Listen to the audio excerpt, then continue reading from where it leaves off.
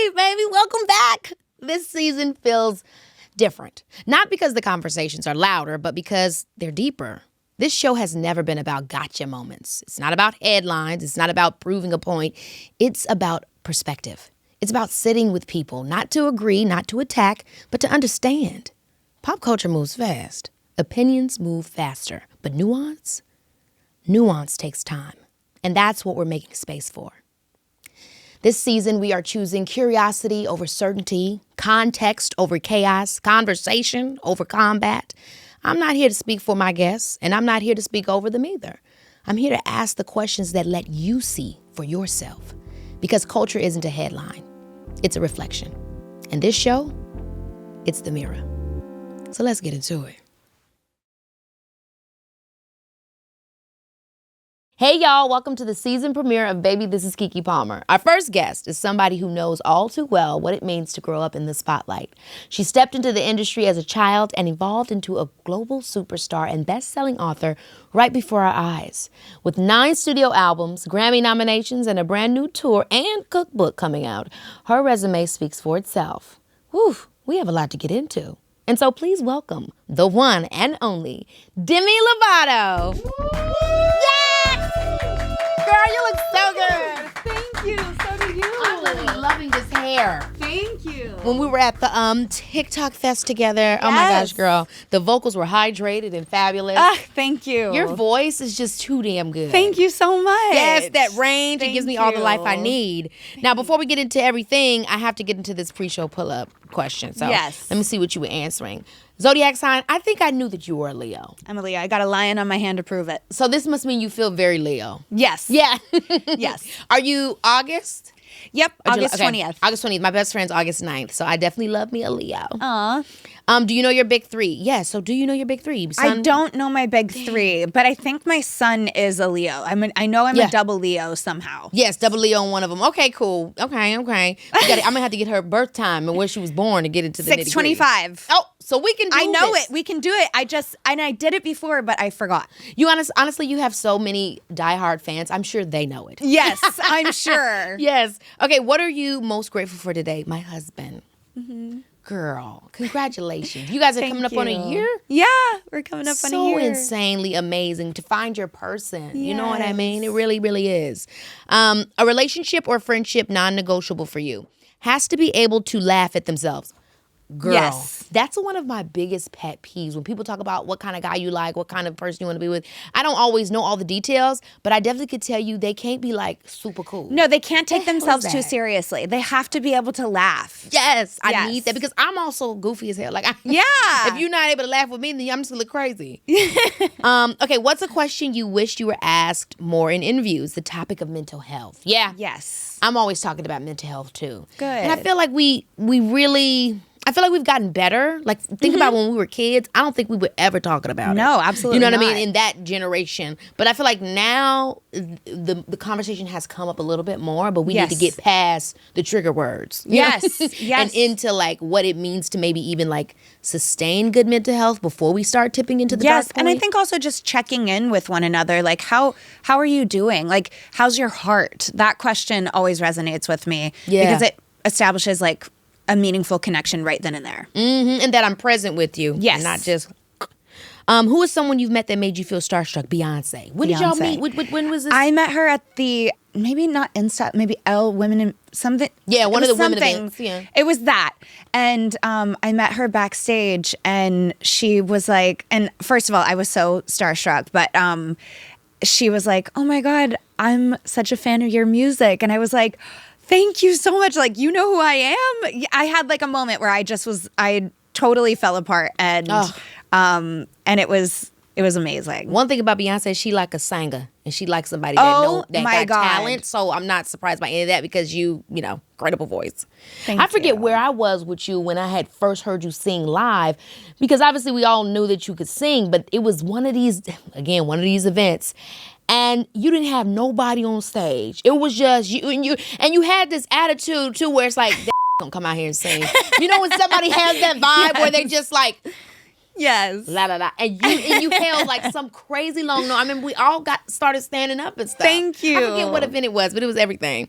Okay, what's a mantra you live by and why? Family and friends first. It's never too soon to laugh at yourself. Yeah. Yeah. You seem to have a good sense of humor.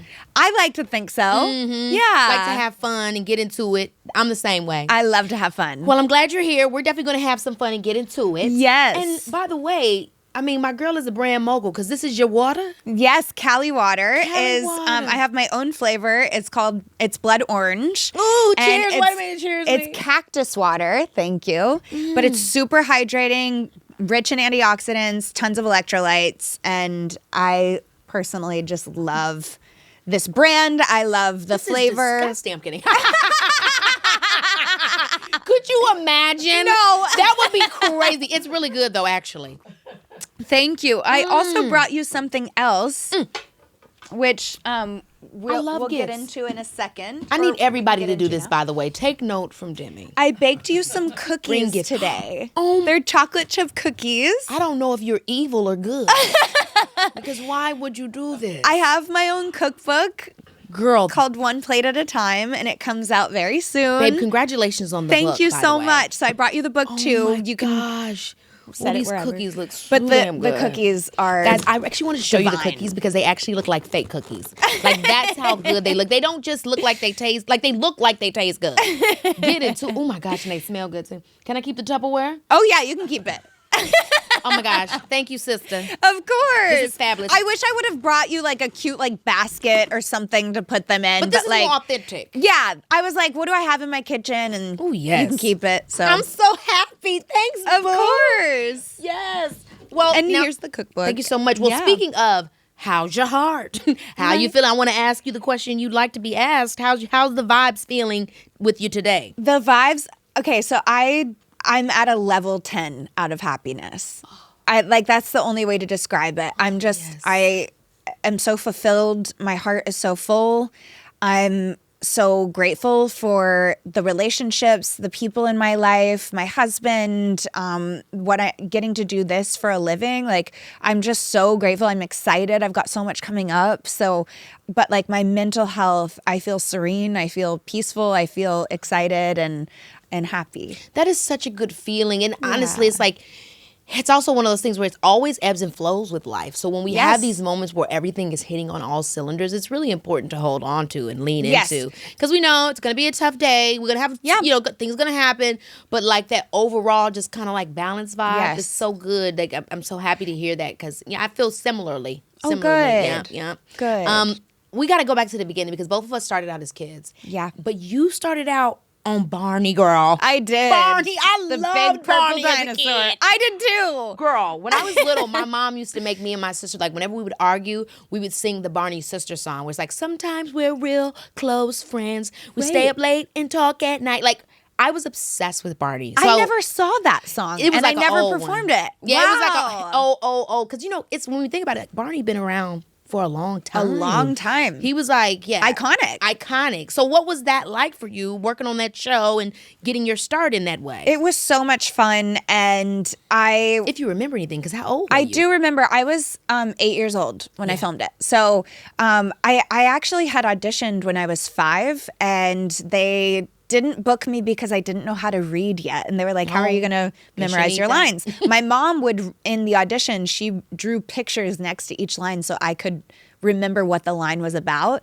Anyways, it didn't work out when I was 5, but I auditioned a few years later and ended up booking it. And it changed the course of my life. And I give Barney the credit for like really starting my career in acting. It was my first film and television job. So where was this at? Was this from where you're from? Where are you from? I'm from Dallas. You're from Dallas. Yeah. So did you do this in Dallas? I did. They filmed it in Dallas, and it was a dream come true. I loved Barney as well, and had Barney toys, and everything growing up. And so to be on the show was so sick. I love that. You mentioned being called an old soul at a very young age. How do you feel like that helped you in your era of Disney, where obviously, like, I don't know how soon after that was. Maybe not, like, what, 4 or 5 years? How old were you when you started working with Disney? Disney, I was 14. My first gig with Disney. For a while. Then. Yes. Yeah. Yes. Well, I was auditioning for a while. I wasn't booking a lot of jobs. I would book commercials here and there and like a guest role on this show, but like it was not consistent work. Yeah. After Barney to Disney Channel, and once I did end up working with Disney Channel, that's when my career really skyrocketed and just like took off for me, and the rest is history. And would you say that it was, were you immediately auditioning for Sunny with a Chance, or did you kind of work, because working with Disney, sometimes they have you doing other stuff and then slowly you get your own show. How did it happen for you? I booked a show called As the Bell Rings, which was... Oh, you know it! I know As the Bell Rings, yeah. Sick! Okay. Well, I did As the Bell Rings, which for those who don't know is a like 5-minute show that they would air on commercial breaks. And that was my shoe-in with Disney Channel. And then they brought me in to audition for... they actually had me audition for Jonas, the TV show. Yes, I remember. That was quick. Yes. That show. Yeah. And I didn't book it. I got down to the wire on it. And I was so devastated. And they were like, you know what? We want to pull you in to audition for 2 other projects. If you're like, come on in and audition.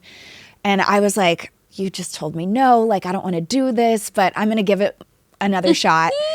So I went in and I was so defeated, but I put my all into these 2 auditions, and it ended up being Camp Rock and Sunny with a Chance. That's and crazy. I booked them both. That's crazy. Yeah. I mean, I think back on it. Was this Gary when Gary Marsh was up over Yes. there? Shout out to Gary Marsh. Yeah, and it was Gary. also the other guy too with them that I cannot. Adam Burrell. Oh my God. Adam Burrell, Gary Yes. Marsh. That was their whole era where Disney Channel. I feel like Yes. it was really at what we considered the Disney Channel height. Yes. So Sunny with a Chance, you had your own show. What was that like? Because having your own show, it's very fun and cool, but it's also a lot of pressure. I'm curious how it was for you. I think for me, I had so much fun working on Disney Channel. I was thriving, but at the same time, it was coupled with a lot of struggles. I was struggling with my mental health at the time. So I really was kind of, I let the pressure get to me, and it was really challenging. It's hard to carry a show by yourself at 16 years old. Very. And I ended up having a blast. I made incredible friends that, I've stayed friends with, and it was a good experience, but it was a lot of pressure, and I did struggle on that show. What do you think was the hardest part for you? Because I know for me growing up, like, I don't know what your background was in Dallas, but I came from a very like lower working class family. So getting into Disney, Nickelodeon, having my own show, I became the breadwinner of my family just by proxy. Yeah, you know what I mean? It's like, it's just what happened. They had to help with my career, and we're seeing money that we never had seen. Oh, absolutely. And that stress for me, especially not being able to process it, that was like a big triggering point. And then never wanting to like be sad or make anybody feel like bad about it because I don't want them to be stressed. Like, and then not having a lot of time to like have fun and be a kid. Yeah. For me, I actually was like, I had this like mantra that was like, if you're going to work me like an adult, I'm going to party like an adult. Oh, and I got into some bad stuff at a young age. And that's when I started like self-medicating. And I wish that, I had stayed more focused. Obviously, Sure. I think the course of my life would have gone in a different direction, meaning like I wouldn't have maybe struggled as much with substances later down the road. Sure. But like everything happens for a reason. And I'm sitting here in this state of mind today, like grateful and for everything that I've been through. But yeah, it was really challenging. There wasn't a lot of time for play, but when I did, I played pretty hard. I mean, that's very. I know we didn't want any of the drama. I know we don't want any of the drama of it, but I feel like people don't understand like that's what we was dealing with. Yeah. I found myself dating. I'm 15. Why is my boyfriend 20? Why was my boyfriend 30? Girl, You know what I'm saying? Damn. I'm not smiling at that, but that is real. We was trying to find outlets, though. I don't think, and and also just a way to process this, and nobody our age, I mean, could understand. Nobody our age could understand. But then you look back in hindsight, when I turned 30, I was like, that's not okay.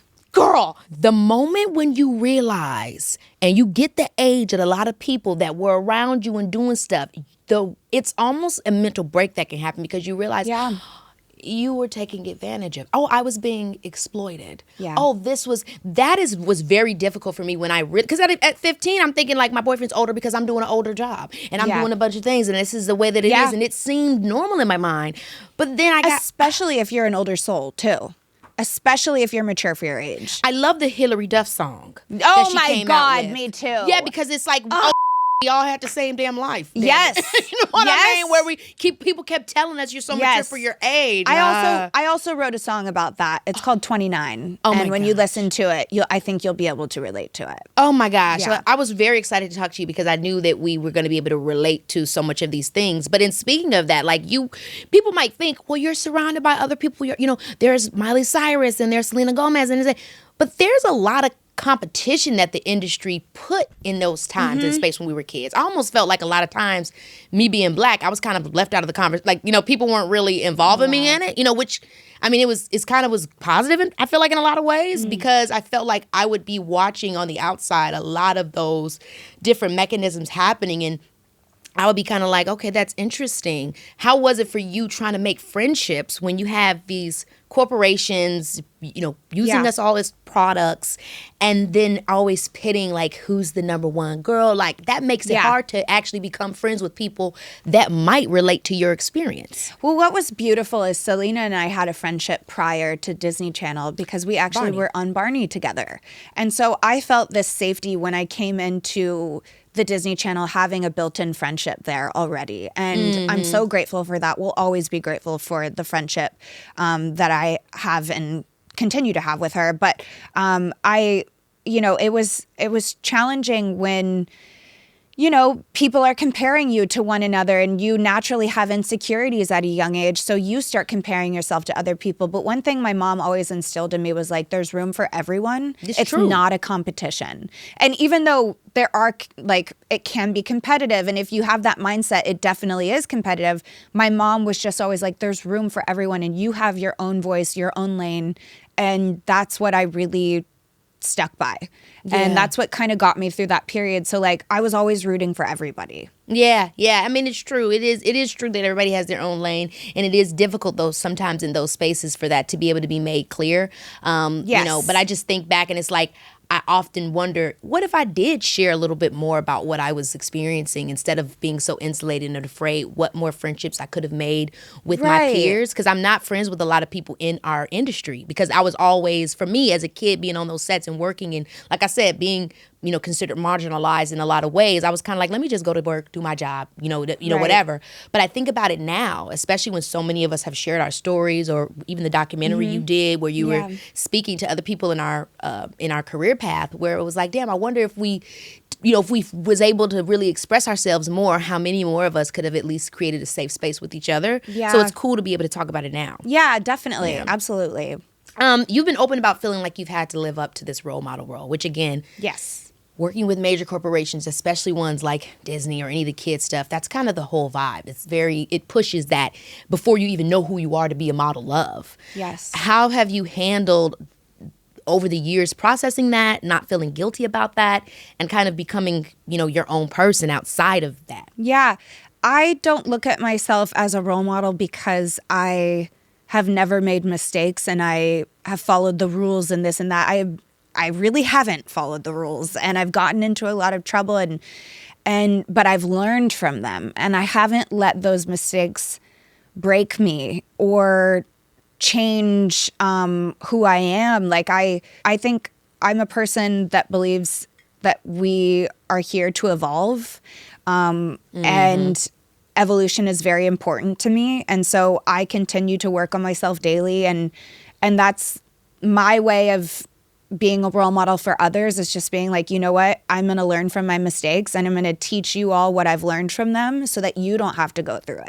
Yeah, I feel that. I feel like that's what I remember Tupac Shakur used to say, like, I'm not a role model, I'm a real model, meaning if I could be anything, it's real. And be owning my truth. And if that can be of an inspiration of just for you to walk your own path, then cool. But the whole try to be perfect, it was never me. Never me. I could never I couldn't even fake it. Like, Seriously. I'm grateful for the way that my life has turned out, and I feel like I'm better for it, having learned from my mistakes. And I do think that's why everybody has always rocked with you. You know, what you've represented in those spaces, even when we was all kids and everybody was really trying to be even more perfect than the generation and culture we're in now. You was always like, look, I'm Demi, guys. Come on, Demi. You know what I mean? And people resonated with that. Let's talk about Camp Rock, though. I mean, like, obviously we know Sunny with a Chance, but like Camp Rock, like it was really just a cultural classic hit. Thank you. When you were doing that show, did y'all know, was there a moment in time where you were like, oh, my life is going to be changed forever? Like, you know what I mean? Or was it unexpected? There was a pivotal moment when I realized my life was going to change. Baby, this is Keke Palmer, yeah. You know your girl loves to travel. Some of my favorite trips have been with my fam to far-off places like Rome. But this spring, we're eyeing a more local spot like South Carolina because our non-negotiables are delicious food and a beach where we can have fun but also get some much-needed R&R. And when I'm planning where we're going to stay, I'm not only thinking about logistics like where is everyone going to sleep, but also how can I really experience the place I'm visiting? That's why I book a stay on Airbnb for family trips. We get to stay in neighborhoods where locals actually live and really connect with the city through authentic experiences. Plus, everyone can spread out with separate bedrooms. Like, my son's bedtime doesn't have to be my bedtime. And we've got a real kitchen to cook some meals together if we end up staying in. It's also way more cost-effective than booking multiple hotel rooms. We all get our own space, but still come together to create those genuine memories. For that kind of trip, hotels just don't give us what we need. Find a home for your next family adventure on Airbnb. First off, it was when I got the phone call that I had booked the gig. It was the hottest job in town. Woo! And Come on! And I got that coveted spot, and my life changed from one phone call. But then there was another moment, which was when I heard This Is Me Back for the first time with Joe's voice on it. And the Jonas Brothers were already making a name for themselves, already had a career, and I was like, holy like, this is gonna change my life. And that was This Is Me. Yeah. This is exactly where I'm supposed to be. Yes! And so I knew when I heard that song that my life was gonna be different. And it was a moment I'll never forget. Oh my God. And then you stepped back on the stage with the Jonas Brothers Yes. recently. I did. What is that like when y'all, because it's almost like surreal. It's like we still up in this thing. Yeah. We've been over 20 years, y'all. What's Yeah. up? Like, what does that feel like to have those moments? You guys created the moments that have really like symbolized at least the beginning of you building your brands and your career, and you're still here together. Yeah. Yeah. Well, I was 15 the first time that we ever performed together. So to be 15 and then last year when I performed with them, it had been 17, 18 years since the first time we had stepped on stage together. And it was so nostalgic. I like almost cried when I heard the intro to the song, like about to go on stage. I was like, this is so magical. And, it was great seeing them, and it was really special. It's very surreal. I remember when me and Nick did Scream Queens together, and it was just like, last time I seen you, we was doing a damn Jingle Jam tour. Yes. You remember the Jingle Jam tour back in the day? Oh my God, like, yes. girl, it was such a subculture when we look back. Like, it's like Radio shows. All of them radio Yes. shows. And you did the circuit. You did it. Yeah, you did them. You would say hi and meet new people, make friends. It was so fun. It was so fun, and we Yeah. was really little kids with jobs. Yeah. Which is just so funny to me. Yeah. When you look back on that era, whether it's Sunny with a Chance or Camp Rock, like what stands out to you, or what might be surprising to fans about what you look back on that time and think? Wow. I mean, there's so many emotions that come to mind when I think about that period of time in my life. I have a lot of compassion for my younger self because we were held to such high standards at such a young age that like I really have compassion for myself and an understanding of what I was going through. I think I was so hard on myself at the time that I wish I'd had more grace for myself. Mm-hmm. And looking back, like, I can have that grace and compassion for my inner child today. But I also have so much gratitude. I mean, those years, those were the years that started it all for me, and I have very fond memories. Some not so fond memories of the struggling that I had when filming those shows.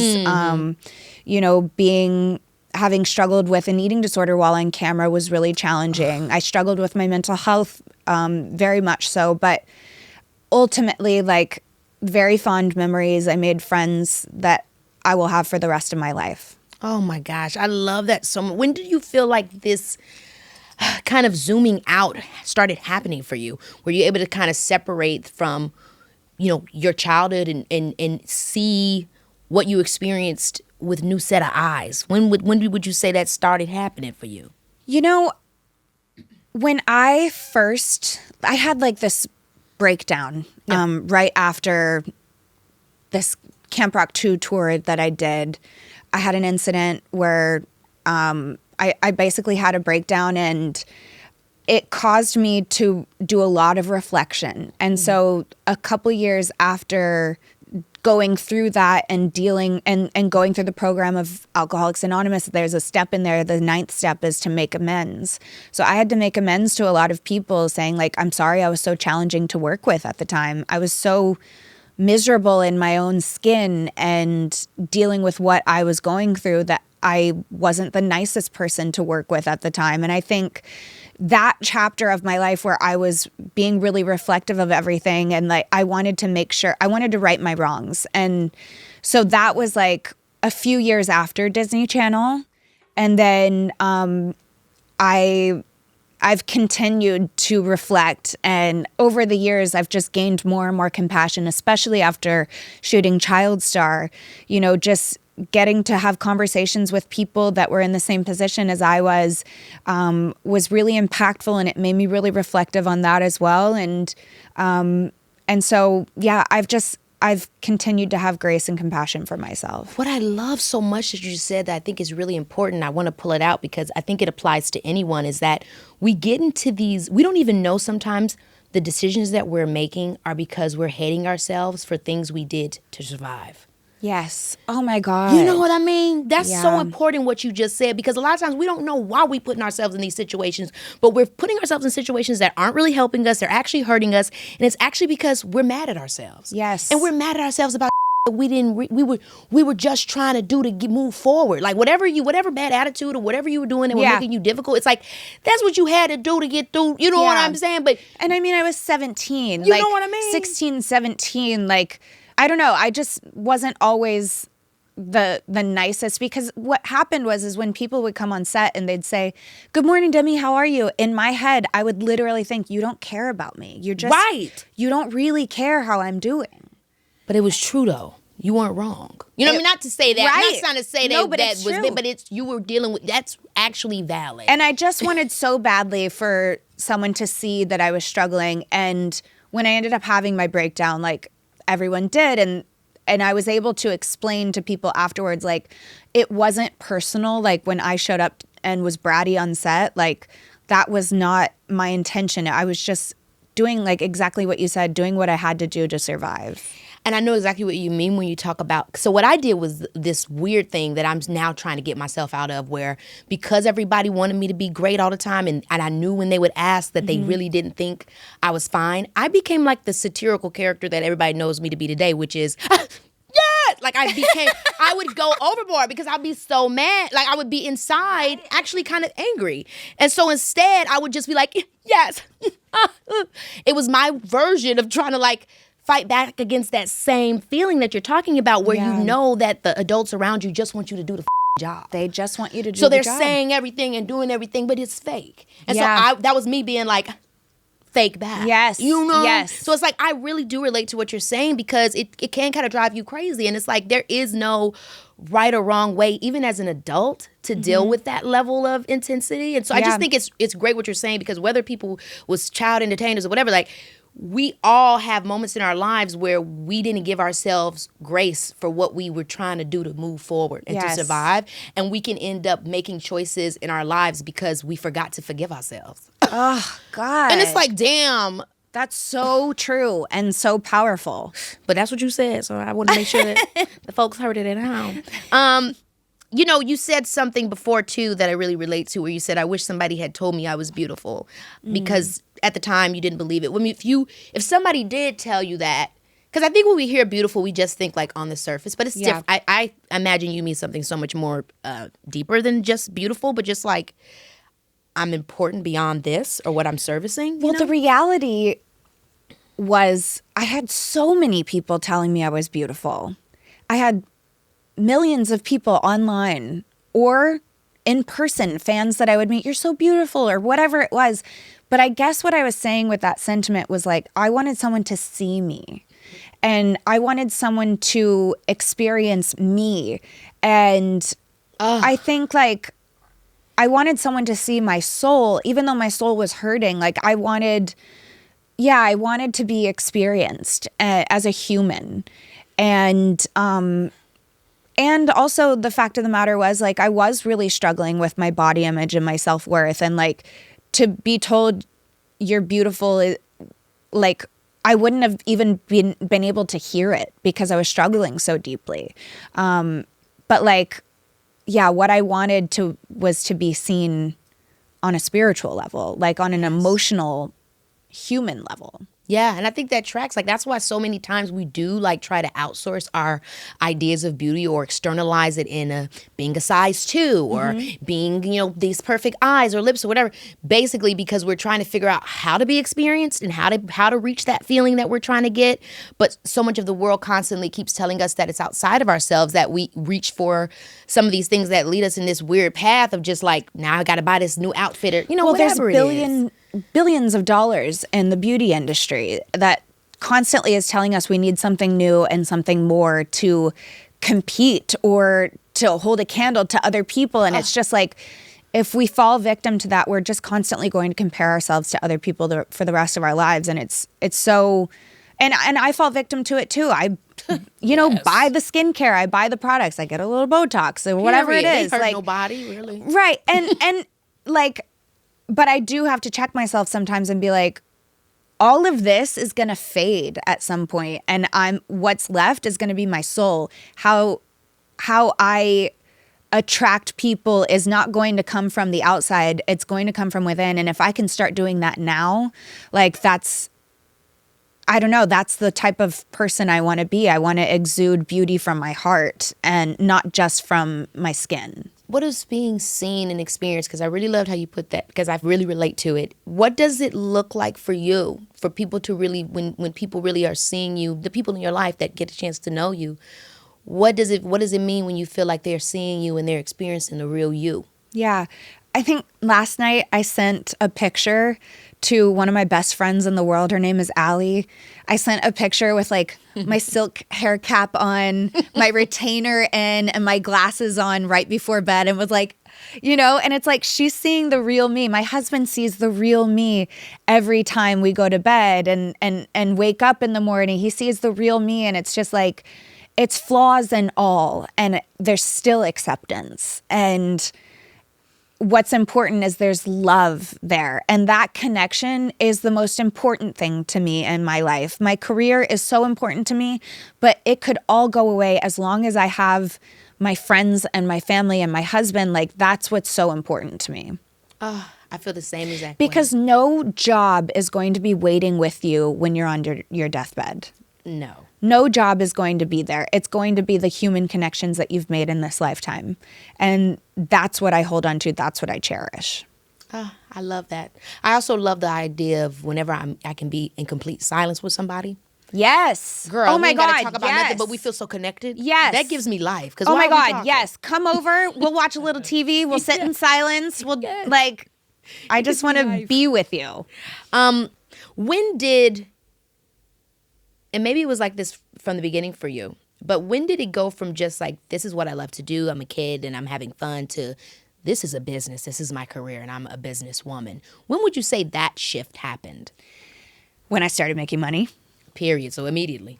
I knew that immediately. Right. Exactly. When I started getting the checks from Barney, which were not very much, I realized that this was a job and I had a responsibility, and it was to show up on set, memorize my lines, and do the work. And so that I could, granted, the money that I was making, it did go back into the family, but it also went into molding the rest of my career, which was it paid for voice lessons, it paid for guitar lessons, it paid for piano lessons, it paid for dance lessons. And all of that, I worked really, really very hard to get to where I am today.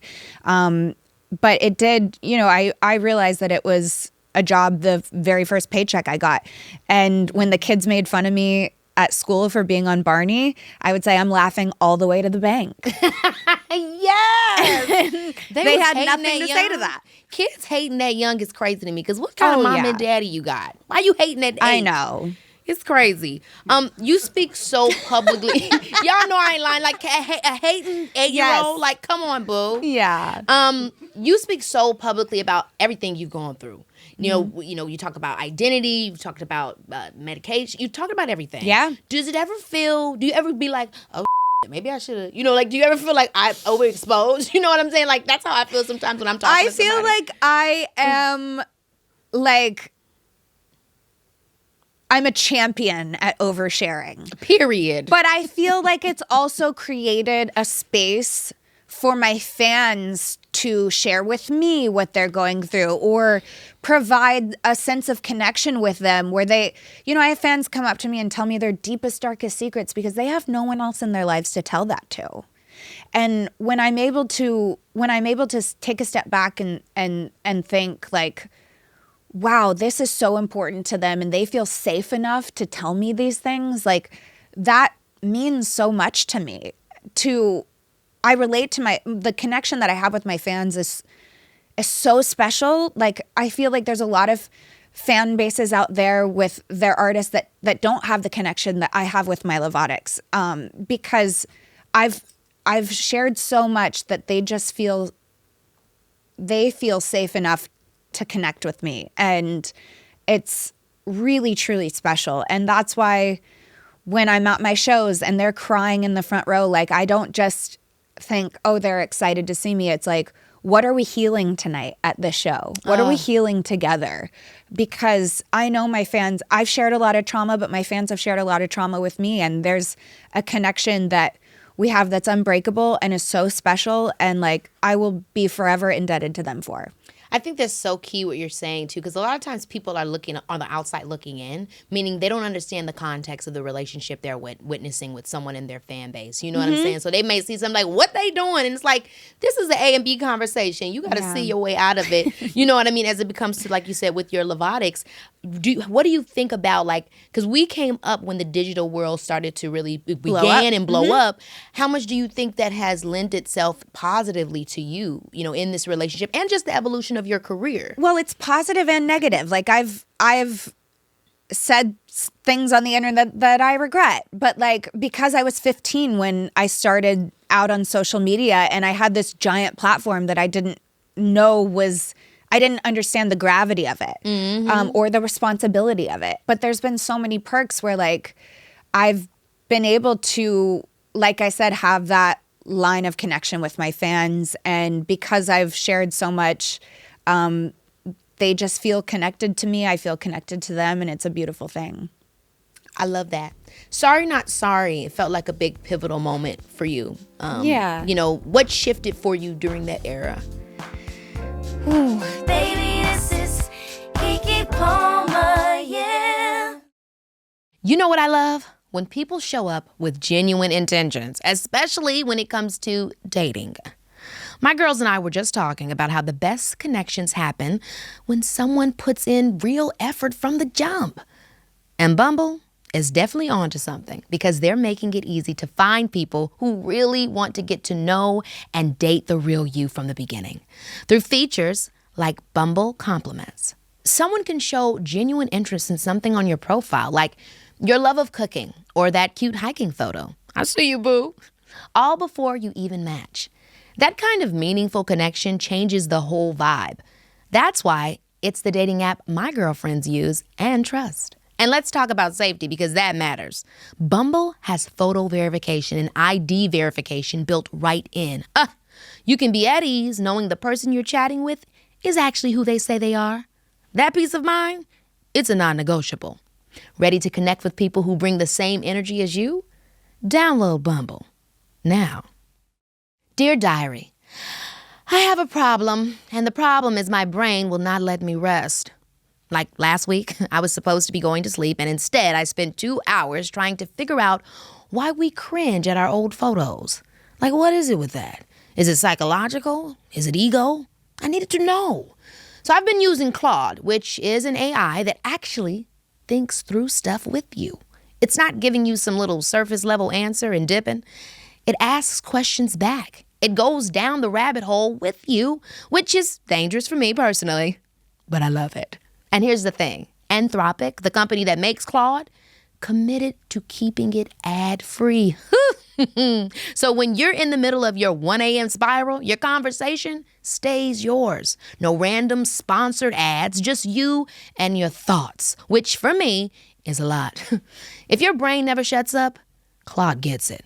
Try Claude for free at claude.ai/Keke Palmer and see why problem solvers choose Claude as their thinking partner.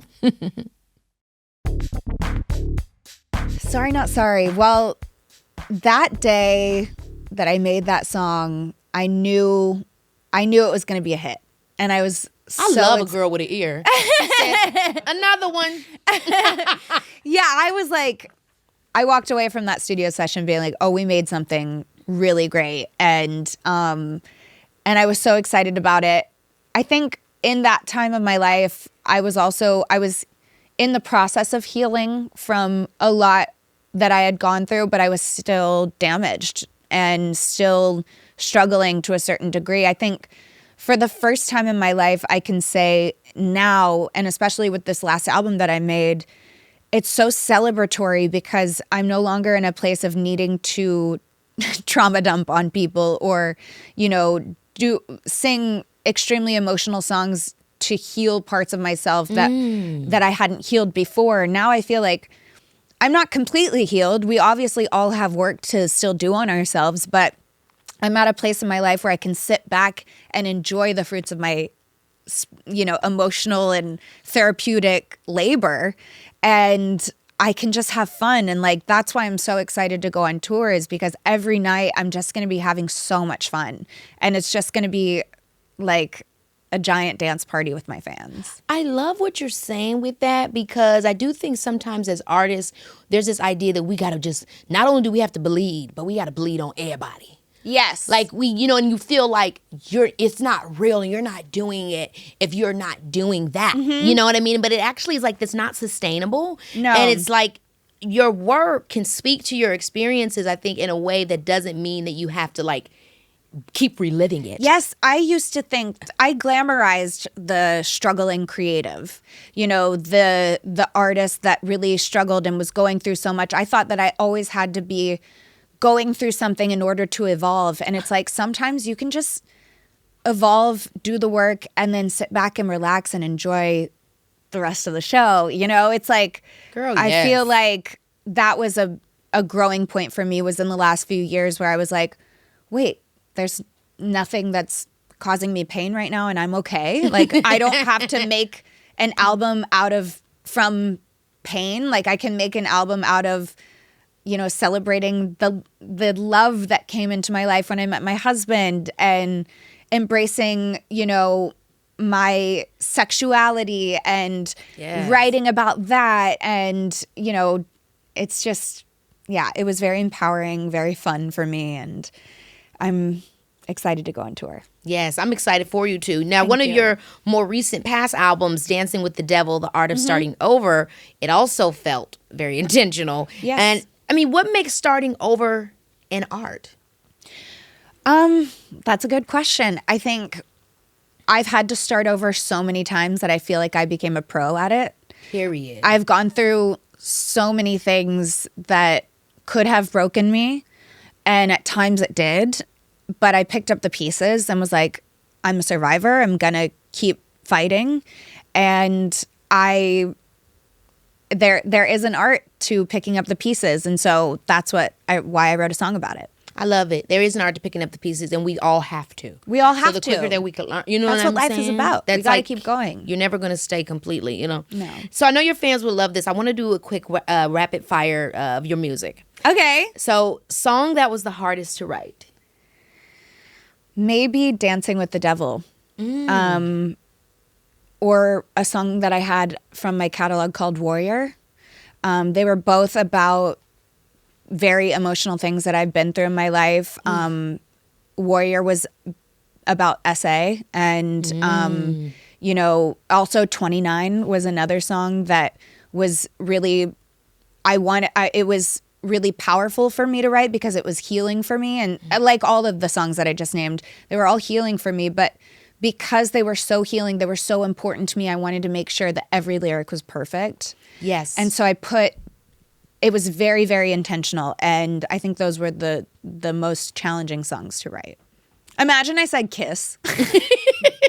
I kiss for fun. I'm howling. Well, you know, sometimes simple is difficult. No. A song that feels like therapy. A song that feels like therapy. I mean, all of the ones I just named. But most recently, I would say Let You Go. Let You Go is a song off of my most recent album, It's Not That Deep. And I think that song, to me, I wrote, you know, from personal experience, and I had to get it out. It felt so cathartic for me to put, you know, pen to paper and get these words out. And so many people have related, so I'm so glad I did. But I think that's the one that felt the most therapeutic in most recent times. Which song in your catalog do you think deserved way more love than it got? My last album.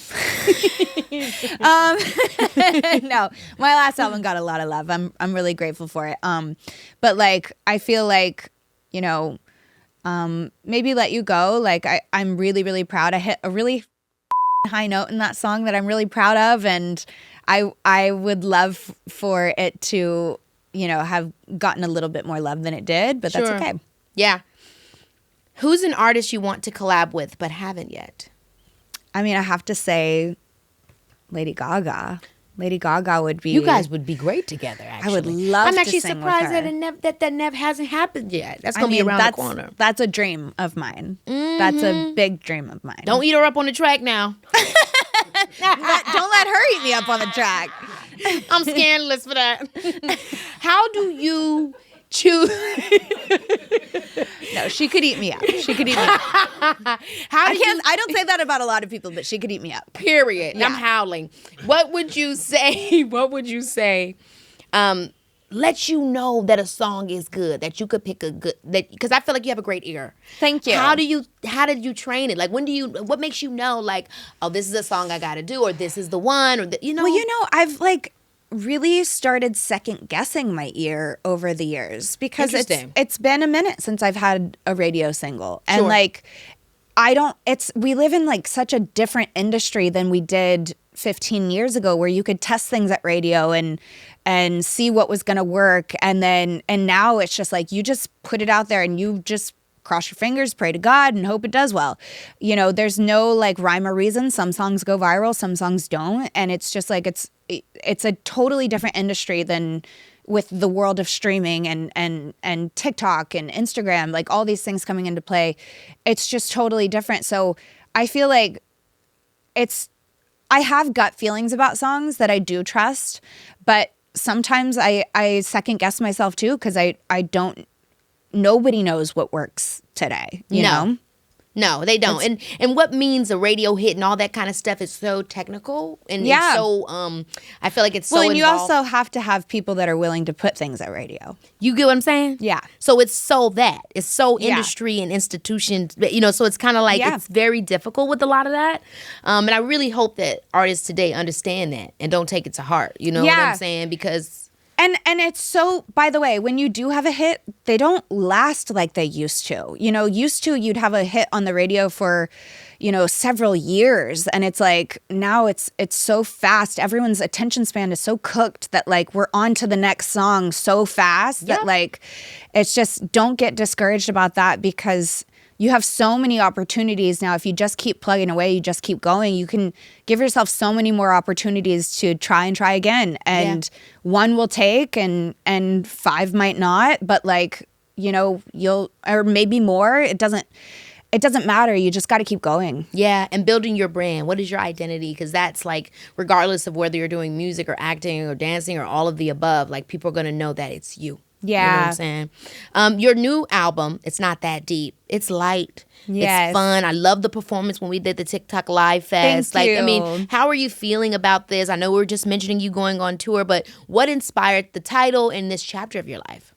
The title came from a song called Kiss on the album. Okay. And it's a lyric in there. It's not that deep unless you want it to be.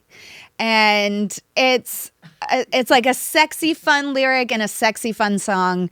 What really inspired this album, I would say, is my husband. Yes, husband. He's getting a lot of love. He's getting so much love. But I just love him so much.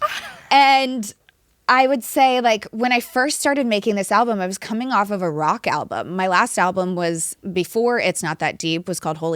It was a rock album, and it was a vibe. Like I still love that album so much, and that's where I actually met my husband. He was brought in as a songwriter on some of my songs, and I like immediately had a crush on him. It was. Yeah. So who asked out who first? Sorry. It was kind of like a mutual thing. We first started off as friends, and we were just friends for a few months. I was going through a lot at the time, and he was there for me. Like, he was in the beginning of our friendship, was really truly there for me, and was an ear for me to vent to about things that I was going through in my life. And then we started hanging out, and then eventually something just clicked, and the rest was history. So like, it was a dream. And basically coming off of that album, I thought I wanted to do another rock album. Okay. And so the difference is when I made Holy, I had so much healing to do still. I had recently come out of treatment, and I had so much healing that I wanted to do and topics that I wanted to talk about. I had a lot of anger, a lot of sadness that I needed to write about. Mm-hmm. So when I was like, I'm going to write another rock album, I got into the studio and I was like, wait, I'm newly in love and so happy, and there's only so many like happy rock songs you can write.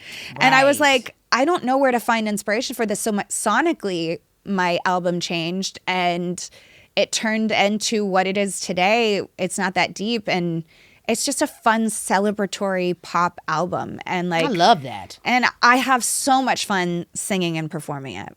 Yeah, I love that. I mean, we got to have fun. There's enough stress. We rocking it out in the real world. Yeah. It's good to turn on an album and take me to another stratosphere. Yeah, definitely. You know what I'm saying? That's what I think is important for right now. You do jiu-jitsu? I do. I haven't done it in a while. I injured my back, and it kind of like scarred me. I didn't injure it during jiu-jitsu, but I got a herniated disc and was like, I need to stay away from jiu-jitsu. So I took like a year and a half, 2 years of a break, but I am a purple belt. Damn, girl. Well, would you ever do Pilates with me and teach me? Oh my God, let's jiu-jitsu? do Pilates. I love Pilates. Yes! Pilates is different than jiu-jitsu, but we can do Pilates. I would definitely go with you. Girl, yes. That would I'm be always everything. looking for a Pilates buddy, too. Girl, it just makes your life good to just know that you're in there and you've killed every series that they layered upon you. Yes. Oh my gosh. Okay, we have to get into something that the world really wants to get into, which is the world of Demi Lovato memes. Oh, our most favorite world to be up in, yeah, girl. We've got to talk about Poot Lovato. Oh my God. Well, Poot's still in the basement. Girl, Poot is everything. And the fact that she made did the Halloween costume. Yes. Oh my gosh. That was so much fun. fun. What do you be thinking when the lore of the videos, like when you seen your first, I mean, you're so memeable. What do you think of it? How do you feel about it? So at first when Poot first came about, I was like, oh no, like someone got a really unflattering angle of me and they put it on the internet, and now it's a meme and it's going viral and everyone's laughing at me for my bad angle. And someone was like, no, it was photoshopped. I was like, oh. And so I began to laugh at it too. And then even now I'm like, even if it is just a bad angle, it's not Photoshop, I'll laugh at it because it's never too soon to laugh at yourself. And I just like, in this era was just like, I'm going to take the power back and start having fun with some of the memes that, the mug meme. Girl, and by the way, it was a really good response. I personally like bowls. Like, these people don't understand. We're in these interviews and they're asking all this strange. Okay, Okay, what are you talking about? Let me my tell you favorite the dish? story about that meme. I really was in on the joke. I had been asked so many questions that day. I was doing like a press tour, and you get bored doing press tours. Girl, You're yes. like, I'm gonna start the interviewers. And so I was like, I'm just gonna I know the answer to this question. She was like, what's your favorite dish? And I was like, a mug. And I just ran with it. And in the long extended video, you see me look at my tour manager and smirk. Like, did you catch that one? That is true. And then that went viral and everyone thought I was serious. And I'm like, you know what? Believe it's serious. I don't care. I thought that was so freaking hilarious, girl. It was so funny. Because why did she say that? Just ask me what I like to eat. Talking about my favorite dish, girl. You feel like the internet gets your sense of humor now? Now. Yes. Yes, definitely. Yeah. But I also think if I were to repeat that question and no one had seen it, people would still probably think that I was being serious. Right. So I don't know. Hey, whatever works. Whatever works. Well, let's get into this cookbook. I want to take a moment with Yes. this. One plate at a time. I mean, recipes for finding freedom with food.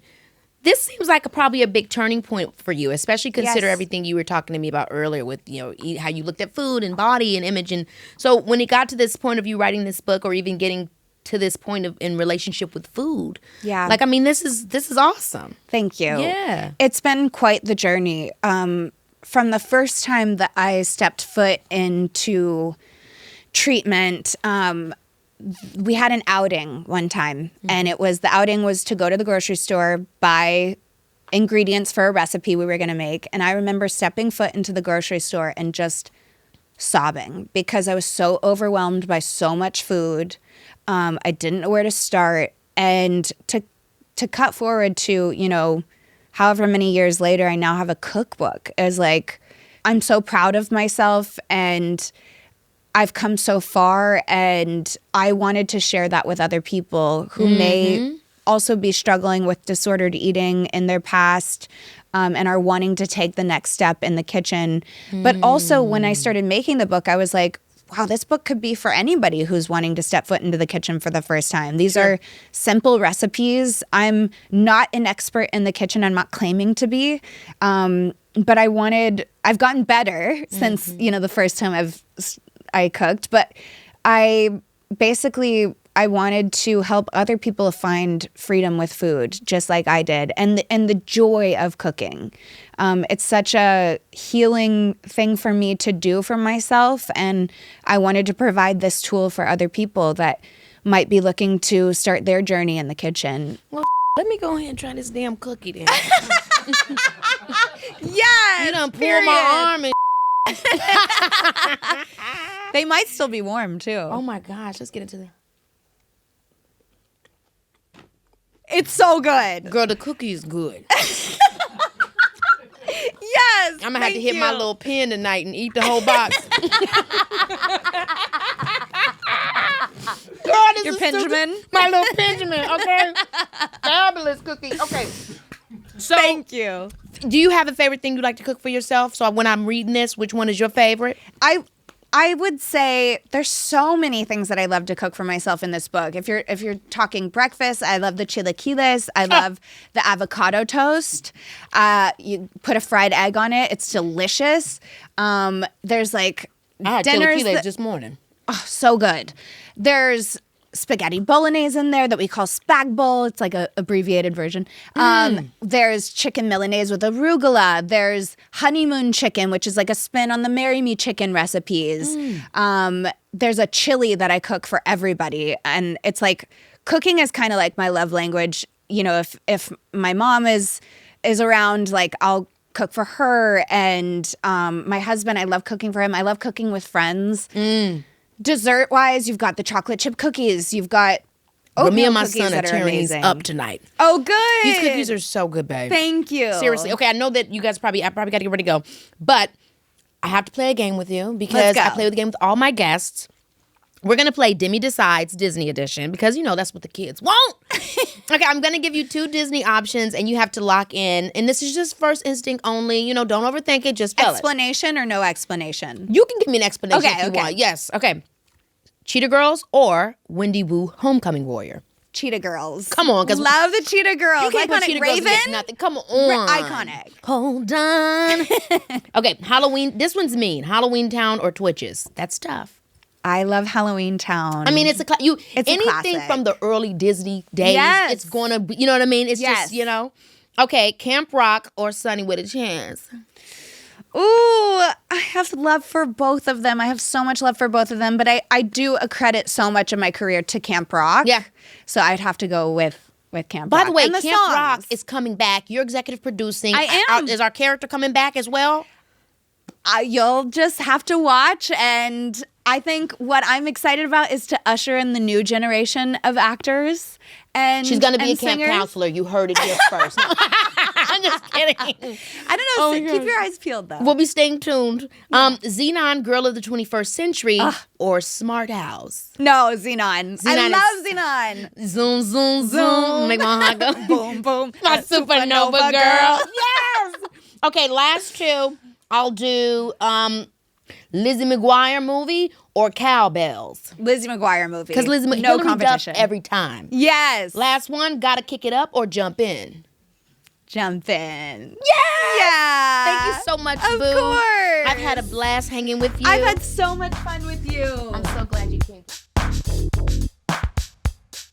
This was a great one. Demi, thank you so much for coming through and being honest, funny, all of it.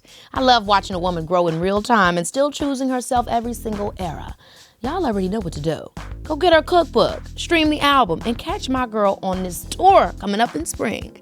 And we'll see you next time on Baby, This is Keke Palmer. Where are my cookies? Baby, this is Keke.